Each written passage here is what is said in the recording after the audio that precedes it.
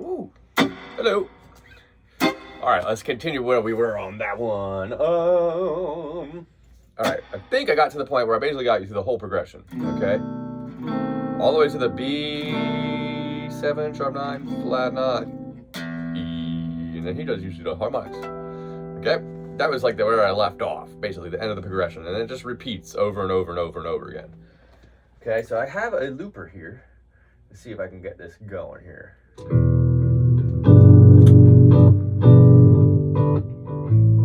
All right, so yeah, it's set up. So I'm going to play a little bit of it for you here. And then I'm going to describe, as we're doing this, kind of like the idea of how you would solo over this. And kind of the idea, I guess I'm going to say before we start, is that Stevie would just kind of play over the one chord scale,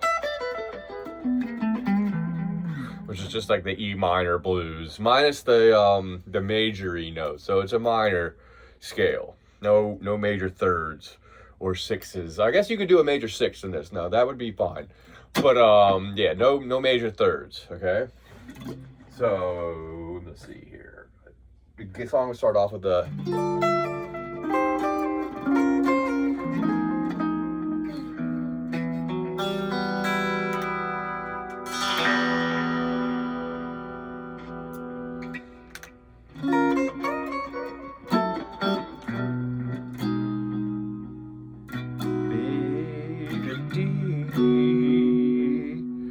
okay, number 2, 3, 4. All right, so now at the beginning it's between E and A, so we just have the E scale.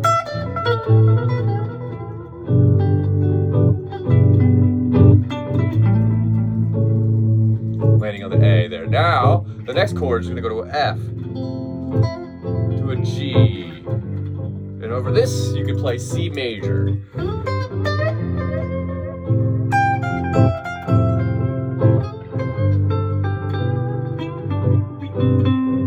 Then the next two chords go to a G minor, back to an E minor. Okay, so now there's 3 scales. You got E minor, C major, and then a G minor. Okay, you can also look at the G minor as a B flat major, I suppose. If you played the lick right, you can maybe make that work. Mainly because I just look at that as the relative major. But I think that it would only work for half the amount of time this chord progression is being played, or that key is available, rather, I should say it like that. So yeah, I'm gonna play a couple passes here, and I'm gonna keep signaling where I'm changing. And I guess the trickiest bit really is the turnaround. How do you get from G minor to E minor smoothly, like this?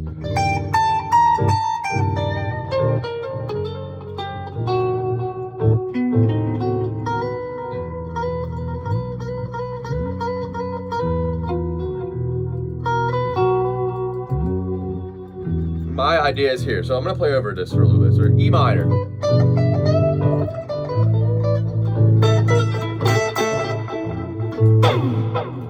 E minor still,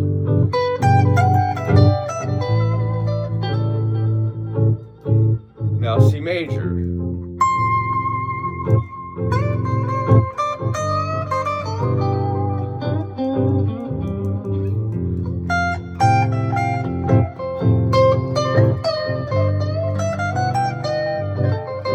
G minor,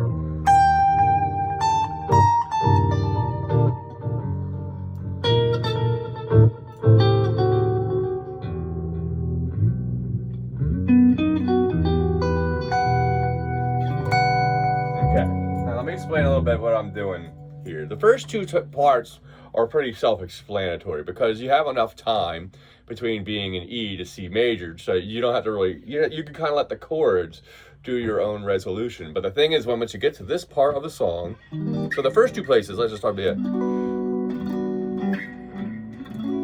can play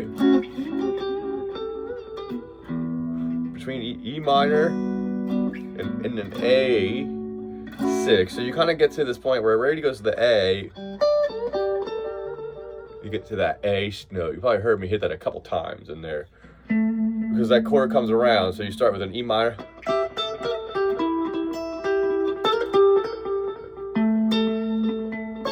Then it goes to that.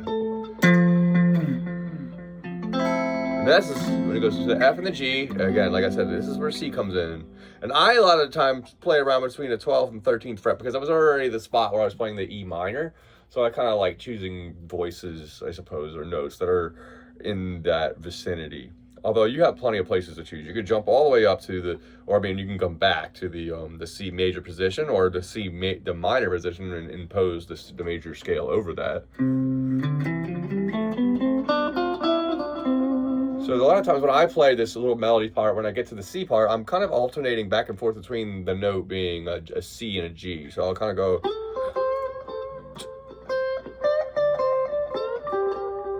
So C, C, C to G, G, G. Okay, that's kind of what I do. My melody is going to kind of alternate between the C and the G.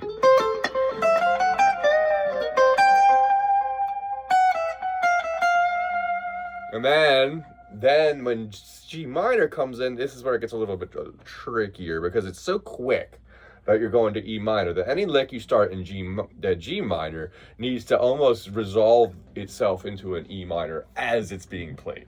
And so that gives you this like kind of position where you have to go from this to, okay, and my method has kind of always been that I kind of use the same particular notes for that transition. Although it depends how I'm feeling that day. So sometimes, because I'm improvising this most of the time, so whether or not I'm there or not, I don't, usually I am though. So I try to treat this like this. So I come into this chord here. I'm gonna start up the thing again, and I'm gonna try and highlight that when it comes back around. This is the first two chords, so right, like again, we're back into E minor.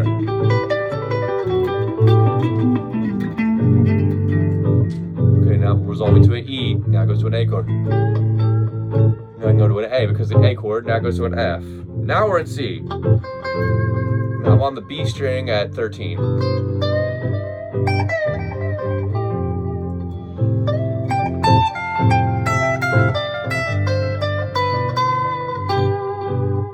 Now comes the G minor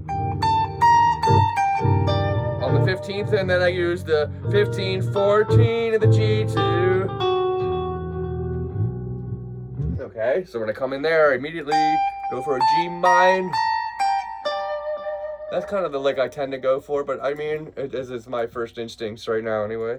I go from a D, G, A, B flat.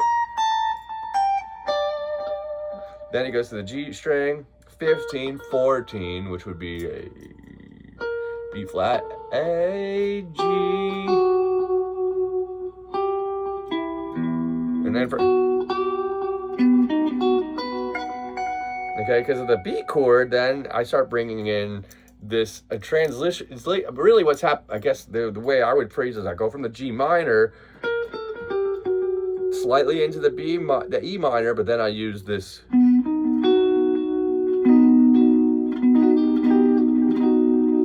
chord here, which is basically a version of the B7 we're doing down here, but it goes like this. So I use this arpeggio, I suppose. It's a 14th fret of the A, to 13th of the D, to 11 of the G, to 12. Okay, so 12 of the B, to 12 of the E, to 14. So you could also go, 11 to 12 on the G too. So you could skip that note though.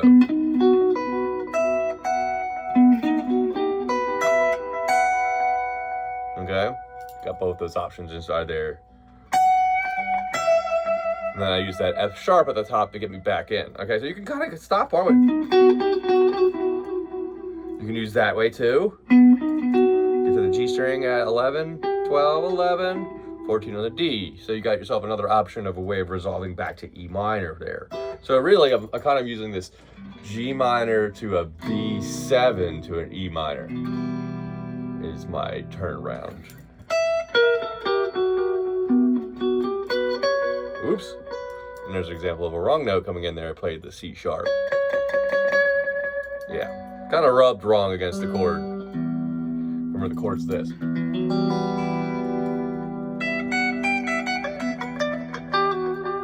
Okay, so I guess the thing is on this song is it is a half step down. So I recommend trying to learn this song and then try and learn the solo over the sections. Stevie doesn't change scales, so it is kind of weird maybe playing over him. You can look up a backing track. It is a half step lower. I know you got guitars tuned to that, so that shouldn't be a problem. It's exactly the same. So if you learn it basically where I'm showing you now in standard, just go to the next guitar that's a half step down and play it exactly the same way. It should work out perfectly. So yeah, try that. I like the idea of trying to force your ear to keep trying these scales as a way of, you know, moving yourself around. Because sometimes, I mean, it just gives you more places to go and gives you more ideas as to what to play. All right? All right, cool. I'll see you next time.